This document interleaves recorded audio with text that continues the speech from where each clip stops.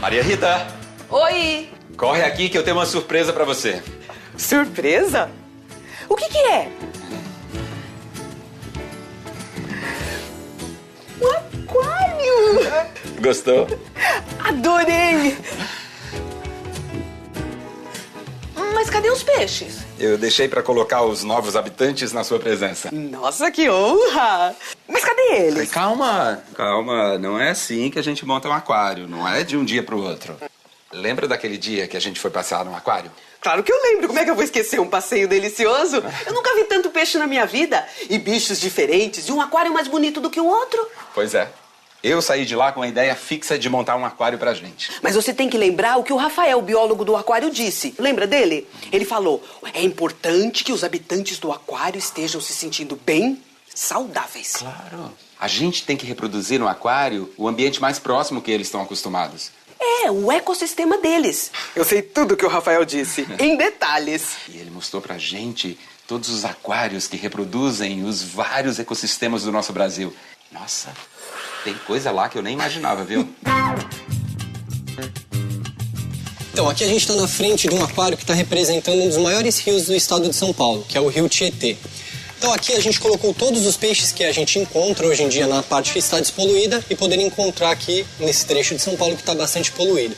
Esses menorzinhos que estão aqui nadando tranquilamente são os lambaris.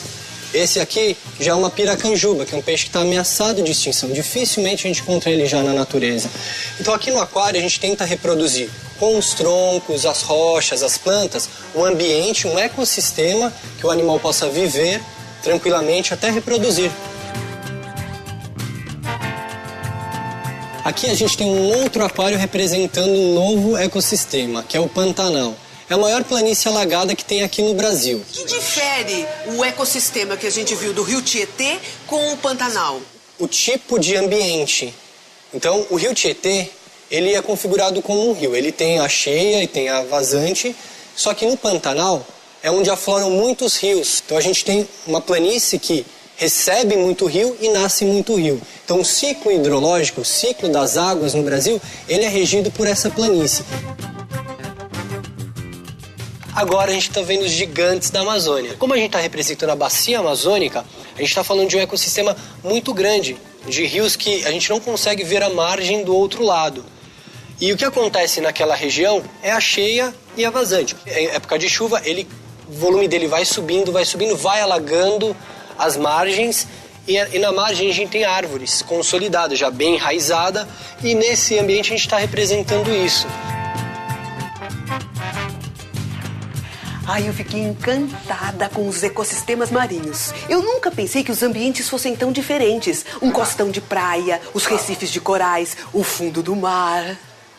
Esse recinto está representando um bioma, um ecossistema muito importante no ambiente marinho, que é o manguezal. Ele é importante porque ele está recebendo água doce, que está trazendo nutriente para esse local, então as plantas podem crescer e gerar abrigo para os peixes e para os caranguejos, e a água salgada também trazendo esse nutriente. Então a gente tem uma água mista, uma água salobra. Eles são bastante apreciados por peixes para desova, então é como se fosse um berçário.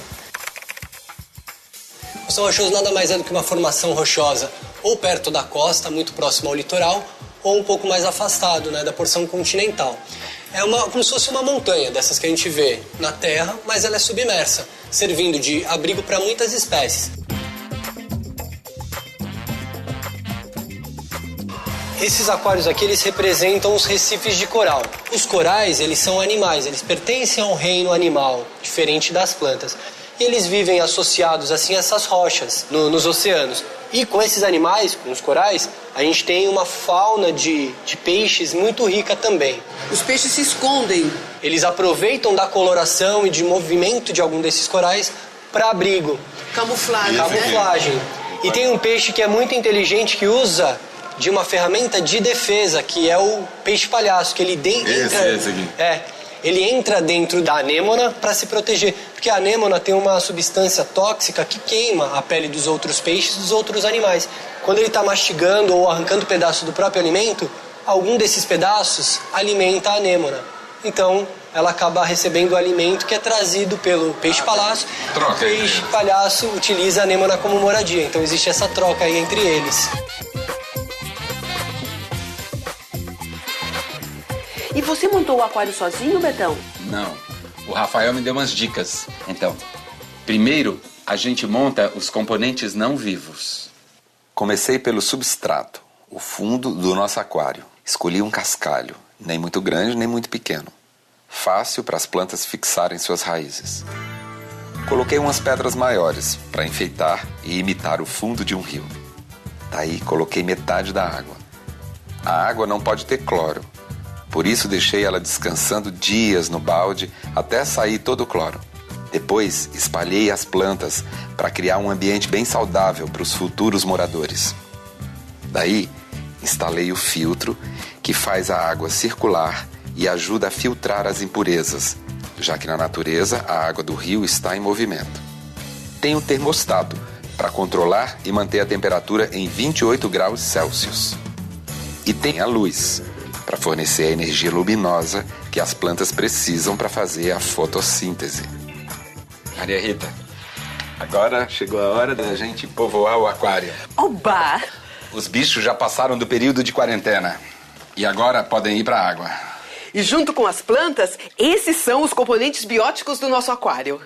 Eu escolhi seres com hábitos muito diferentes, para não ter muita competição entre eles. Nossa, Betão, e como tem bicho diferente. E tem tudo a ver, o jeito que o bicho é com o ambiente que ele vive. Os seres vivos interagem com o ambiente e com os outros seres que vivem nele. Um depende do outro. Lembra, Betão? Lá no aquário, o Rafael mostrou espécies de peixes diferentes, mas muito diferentes, que eu nem imaginava que eram peixes. Pra mim já era outro bicho. O cavalo marinho, por exemplo. Estranho, né? Por incrível que pareça, esses animais, eles também são peixes. Eles têm essa forma diferenciada, mas eles também são peixes. Ele tem essa cauda que serve para ele se fixar no substrato e a onda não levá-lo. O alimento do cavalo marinho, que são crustáceos bem pequenininhos, eles se alimentam desse plâncton. Esse aqui é uma moreia, parece uma serpente, mas na verdade é um peixe. Costuma viver assim, intocada sempre, abrindo e fechando a boca, esperando a oportunidade de pegar um peixinho. Aqui a gente tem um peixe que é bastante curioso. A gente procura e fica até difícil de encontrar o peixe aqui nesse aquário. No ambiente natural é a mesma coisa.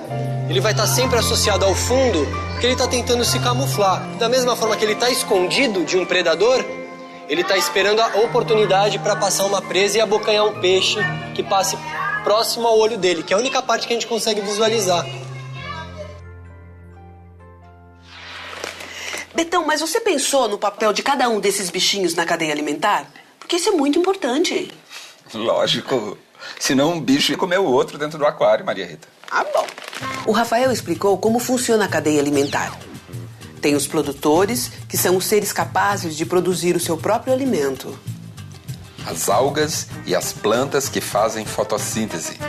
E o fitoplâncton, que a gente não enxerga a olho nu. Invisível para o nosso olho, nessa água existem plânctons. Pode ser o zooplâncton ou fitoplâncton. E existem crustáceos e outros peixes de pequeno porte que se alimentam disso. Depois, na cadeia alimentar, vem os consumidores primários, que comem os produtores. Os herbívoros, por exemplo. Então, a nossa produção em série aqui foi para preparar o alimento dos herbívoros. A gente tem melancia, couve, beterraba, cenoura. Então aí a gente já prepara de todos os animais que consomem isso, que são as iguanas, o ratão do banhado.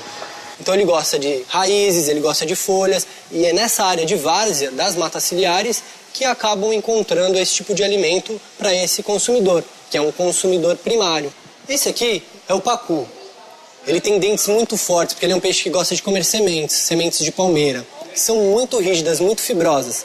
E ele também gosta de consumir folhas. Esse aqui é um peixe-boi. Ele tem peixe no nome, mas ele é um mamífero. Na cadeia alimentar, o peixe-boi ele seria um consumidor primário, porque ele vai comer aquela plantinha que está ou na margem ou boiando no corpo d'água. Um animal desse, ele está com cerca de 230 quilos, come cerca de 16 quilos de alimento por dia. Seguindo a cadeia alimentar, depois dos consumidores primários, vem os secundários, os carnívoros.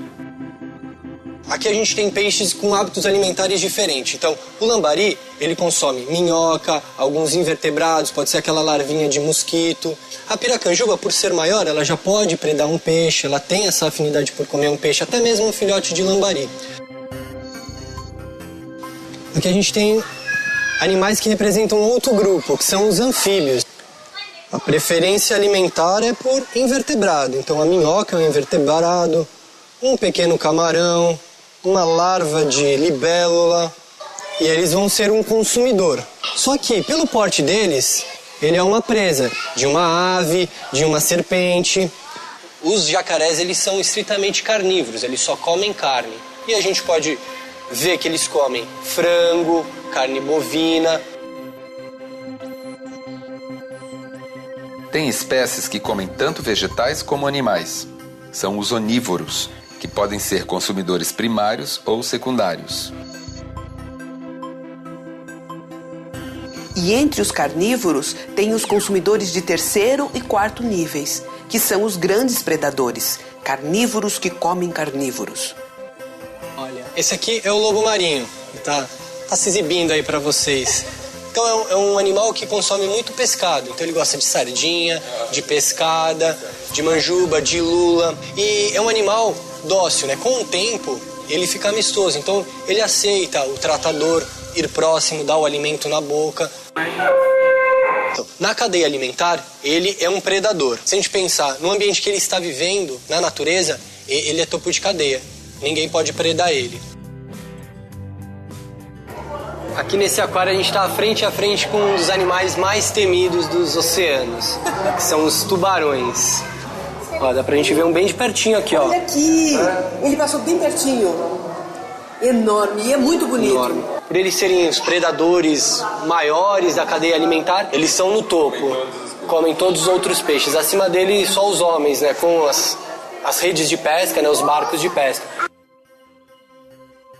Não acreditei quando o Rafael mergulhou no aquário para alimentar os tubarões.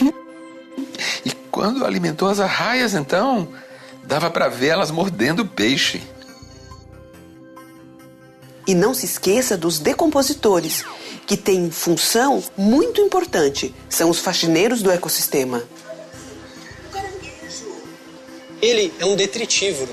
Ele vai consumir restos de alimento, folhas que porventura caírem nesse substrato do mangue. Bem, aqui a gente tem alguns bagres, que também são detritívoros. Eles podem comer desde alimentos que já morreram, peixe que já morreu, então ele não precisa caçar. Então ele vai lá, recolhe esse resto de alimento. Nossa, Betão, é incrível entender isso. É a energia do sol que as plantas captam e transformam em alimento. É essa mesma energia que nós e todos os outros seres usamos para crescer e viver. E quando um ser come o outro, essa energia vai passando de um para o outro na forma de alimento. Eu já coloquei várias plantas aquáticas que são as espécies produtoras do nosso ecossistema. E aqui, ó, tem esse peixe e esse aqui, que são herbívoros e vão se alimentar dessas plantas. Agora, Maria Rita, nós vamos soltar os carnívoros.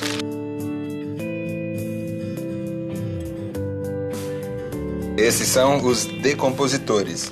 São os faxineiros do aquário. Limpam o aquário. Obrigada, Betão. Adorei esse aquário. Aliás, Betão, já que esses dias você está tão carinhoso e atencioso comigo, eu concordo. Concorda? Com o quê? Vamos escolher agora o nome do nosso bebê. Sabe o que eu acho, Maria Rita? Eu concordo com o que você achava antes. É melhor a gente deixar o bebê nascer, olhar pra cara dele e aí decidir o nome. Mas, Betão, agora que eu concordei, você mudou de ideia? Eu fiquei sensível com o aquário. Não, mudei de ideia. Mas eu tinha pensado acho num nome que é maravilhoso muito do melhor menino. o que você pensa, O o nome que Alisson você vai Rogério, dar. olha que nome bacana pro Nossa, nosso que menino.